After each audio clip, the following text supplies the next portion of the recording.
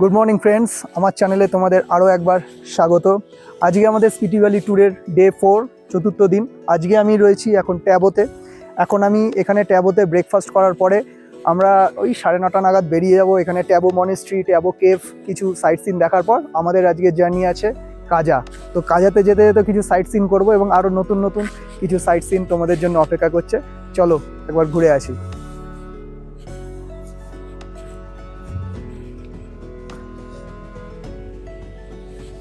আমরা এখন ট্যাবো কেভের দিকে যাচ্ছি। এখান থেকে রাস্তাটা উঠেছে অনেকটাই ওপরে। এখানে গাড়ি একটা জায়গায় পার্কিং করে তারপর আমরা যাচ্ছি এখান থেকে।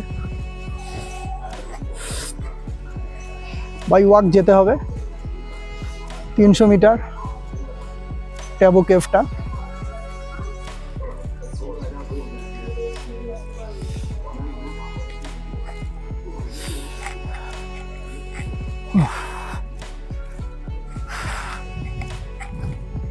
প্রচণ্ড হাওয়া চলছে, প্রচণ্ড হাওয়া চলছে।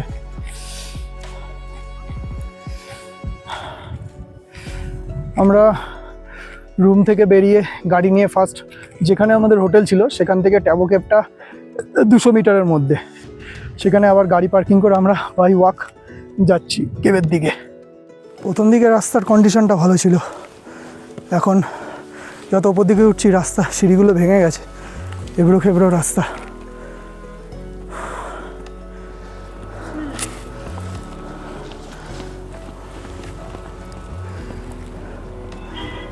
এখন অতটা উঠতে হবে।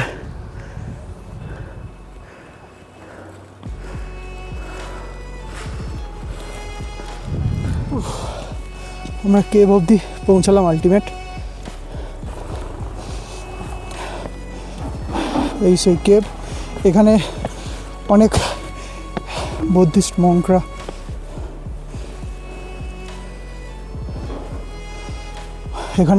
মঙ্করা ধ্যান করতো, মেডিটেশন করতো এই জায়গাগুলো।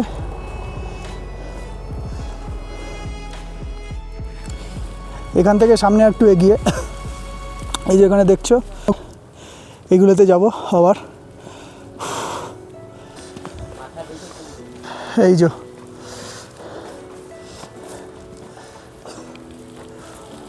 মানে অসাধারণ বন্ধুরা, এখানে ভিজিট না করলে শুধুমাত্র এই ক্যামেরার মাধ্যমে দেখালে তোমাদের বোঝাতে পারবো না। দেখিয়ে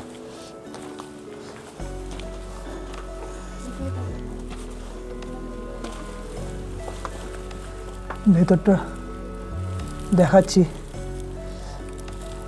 এখানে পুরোনো দিনে বুদ্ধিস্ট মঙ্করা এখানে মেডিটেশন করতো, তখন তো সিভিলাইজেশন এতটা উন্নত হয়নি, সেই হিসাবে। ট্যাবো কেভটা দেখার পরে আমাদের নেক্সট সাইট সিন হলো ট্যাবো মনেস্ট্রি। এবার আমাদের এখান থেকে নামতে হবে নিচে। এই যে ভিউটা দেখে নাও পেছনের।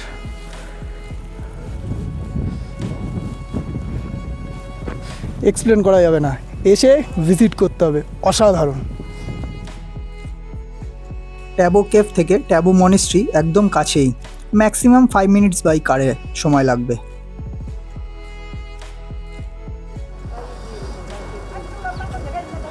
এখন আমি এন্টার করব ট্যাবো মনেস্ট্রির দিকে।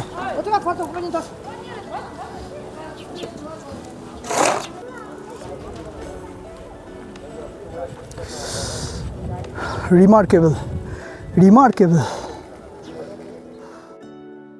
ট্যাবো মনেস্ট্রি হিমাচল প্রদেশের স্পিতি ডিস্ট্রিক্টে অবস্থিত। এই মনেস্ট্রিটা ভারত ও হিমালয়ের প্রাচীনতম এবং অবিচ্ছিন্নভাবে পরিচালিত একটি বুদ্ধ কেন্দ্র।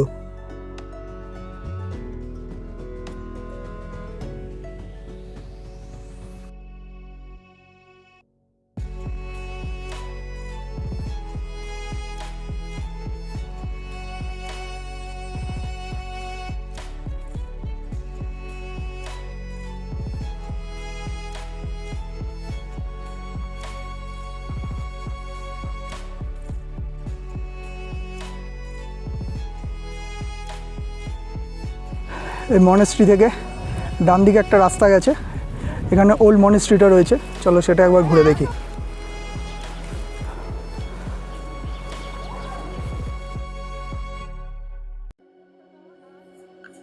এই মনেস্ট্রিটি 1000 বছরেরও বেশি পুরনো, তাই একে অজন্তা অফ হিমালয়া বলা হয়। এর উচ্চতা সি লেভেল থেকে অ্যাপ্রক্স 10,800 ফুট ওপরে। বছরের বেশিরভাগ সময় তুষারপাত হয়ে থাকে এখানে, তবে বেস্ট টাইম টু ভিজিট মে থেকে অক্টোবর পর্যন্ত। এই জায়গাটিতে 9টি প্রাচীন মন্দির ও 23টি স্তূপ রয়েছে এবং কিছু বৌদ্ধ ভিক্ষুকদের আবাসও রয়েছে এখানে।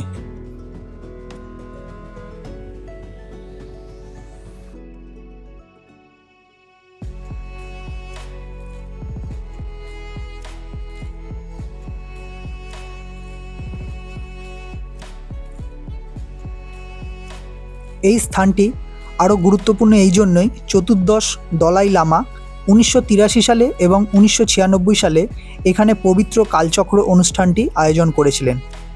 আধ্যাত্মিক ও সাংস্কৃতিকভাবে এই জায়গাটি বৌদ্ধ ও তিব্বতী মানুষের কাছে খুবই গুরুত্বপূর্ণ।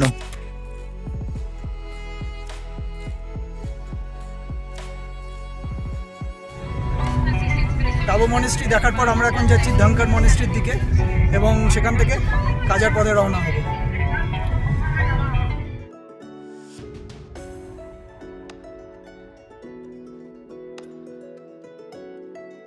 ট্যাবো মনেস্ট্রি থেকে ধনকার মনেস্ট্রির ডিস্টেন্স হলো অ্যাপ্রক্স 32 কিলোমিটারের মতো। এটা স্পিতি নদী, যা আমাদের সঙ্গে পাশ দিয়ে সমানে বয়ে চলেছে।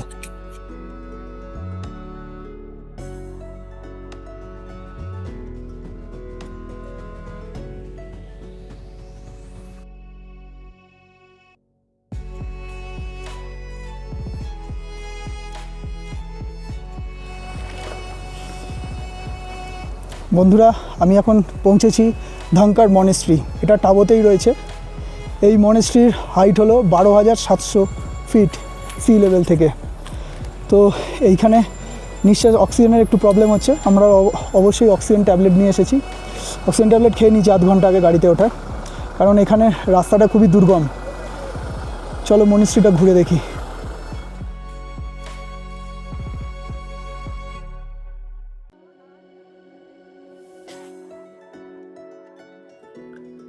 এই ধনকার মনেস্ট্রিটাও একটা এনশিয়েন্ট মনেস্ট্রি।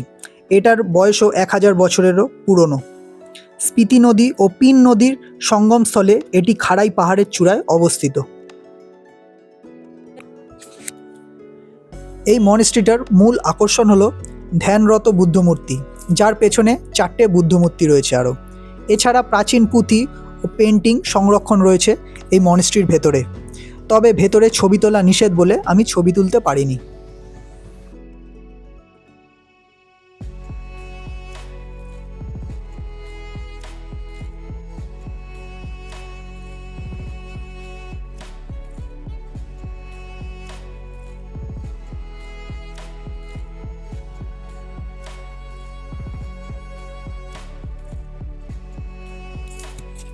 এখানে এসে আরেকটা জিনিস জানতে পারলাম, জিওগ্রাফিক্যাল কন্ডিশনের জন্য কিং গুরপো এই স্থানটিকে ফোর্ট হিসাবে ব্যবহার করেছিল তার রাজত্বকালের সময়।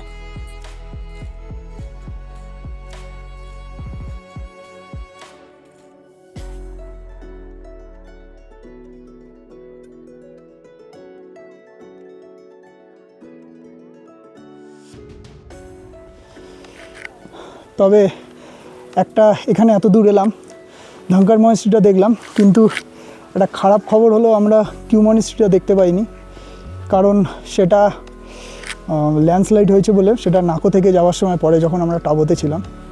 অ্যাকচুয়ালি ওইখানে ল্যান্ডস্লাইড হওয়ার ফলে ওই রাস্তাটা বন্ধ হয়ে গেছিলো। ওখানে পুরনো যে মমি রয়েছে 450 বছরের পুরনো, সেইটা একটা মেন অ্যাট্রাকশান ছিল। বাট কি বলবো, আমাদের কপাল খারাপ কিংবা ওয়েদার এনভায়রনমেন্টের জন্য আমরা সেই জায়গাটা রাস্তাটা ব্লক হয়ে গেছে, তাই সেখানটা আমরা যেতে পারিনি। এরপর আমরা কাজার দিকে যাব। ধনকার মনেস্ট্রি থেকে বেরিয়ে আমরা এই রাস্তাটা ধরছি। উপরে নাকি একটা ফোর্ট আছে বলছে, চলো একবার ঘুরে আসি ফোর্টটা থেকে।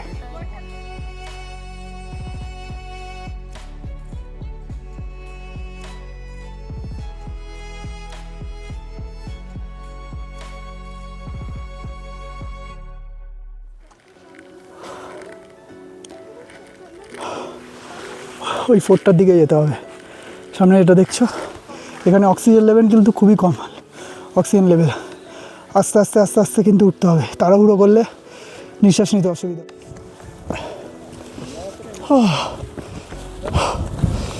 ওয়াও,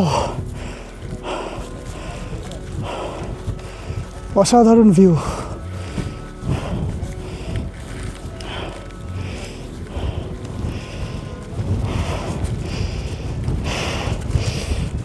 প্রচণ্ড হাওয়া চলছে, প্রচণ্ড হাওয়া চলছে।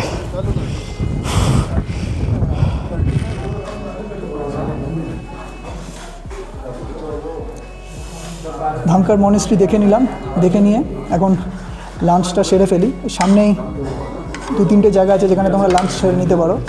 এখন আমি লাঞ্চে ভেজ ফ্রাইড রাইস, পনির, কড়াই পনির আর লেমন চিকেন অর্ডার দিয়েছি।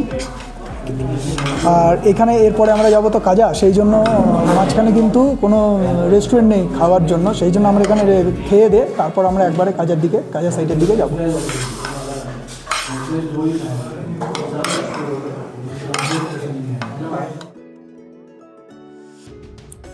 উপর থেকে ভ্যালির এই দৃশ্যটা অসাধারণ লাগছে।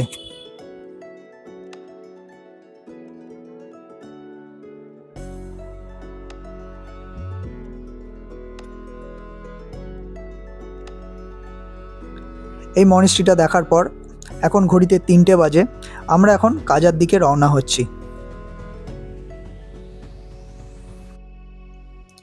আমাদের হোটেলটা কাজার লোকাল মার্কেটের মধ্যেই রয়েছে।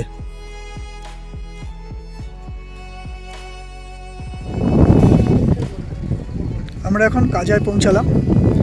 কাজার এটা আমাদের হোটেল, হোটেল পলভে কাজা। এটা আমাদের রুম, সাথে ব্যালকনির ভিউটাও তোমাদের দেখিয়ে দিচ্ছি।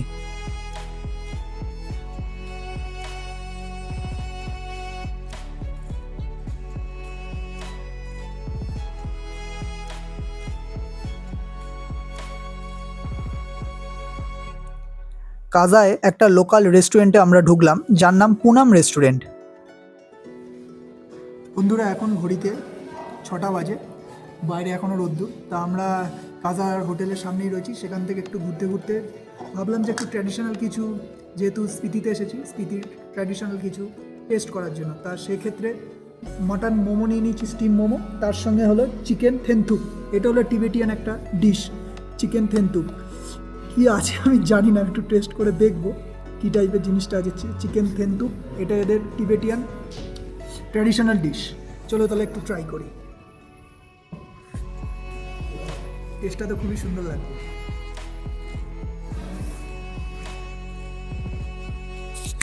এখন আমরা ডিনার সেরে নিচ্ছি। কাল সকালে কাজার সাইট সিন দেখতে বেরোবো, সেখানেও কিছু আইকনিক সাইট সিন রয়েছে যেগুলো অবশ্যই আমরা ভিজিট করব। তার একটা ঝলক তোমরা দেখে নাও।